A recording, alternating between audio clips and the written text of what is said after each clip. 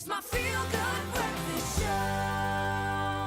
Welcome back. This is your Feel Good Breakfast Show. I hope you filled up those cups as we're about to talk of household plants, which are currently leading the light bait on Instagram. And the internet love leafy shrubs, cute succulents, and towering cacti seem to know no bounds. And accounts featuring plant photography has gained a considerable following, and that's seemingly in no time. And for many millennials, plant porn is basically the new hashtag food porn. And this morning we are joined by Philippa Dominguez, a collector of rare and unusual plants who was encouraged by a friend to start taking pictures of her plants, and today she is here, one of the creators of a spectacular visuals and an inspiring Instagrammer.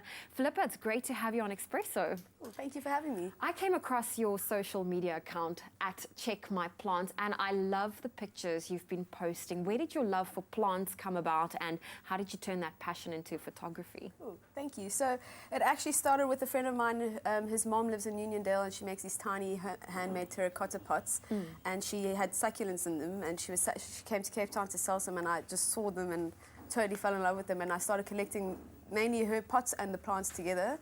And then the next thing you know, I've got a giant coral reef. It looks like a coral reef at home of succulents and air plants. And yeah, a friend of mine just suggested I take photos of my plants, and I started doing that. I really like it. I mean, we have some of your photographs here. Talk me why they're all so beautifully framed. Are you doing an exhibition? Yeah, so I started taking photos January last year, and a friend, actually not a friend, I met a woman called Kerry Basson who had a gallery in Cormier, and she asked me if I could exhibit, and that was in April last year, so it was within a few months, and I was quite surprised, so I said definitely. So I did the exhibition, and I've got a few prints, and people have been ordering from my Instagram directly, and yeah, so I've been selling them at the same time, which was a surprise, because I didn't start out to sell them, I just started out to create them. Yeah, create them. I love that. And you know, that's the cool thing about social media as well. As I checked out your timeline, and you also have time lapses. Yes. Where did that idea come from?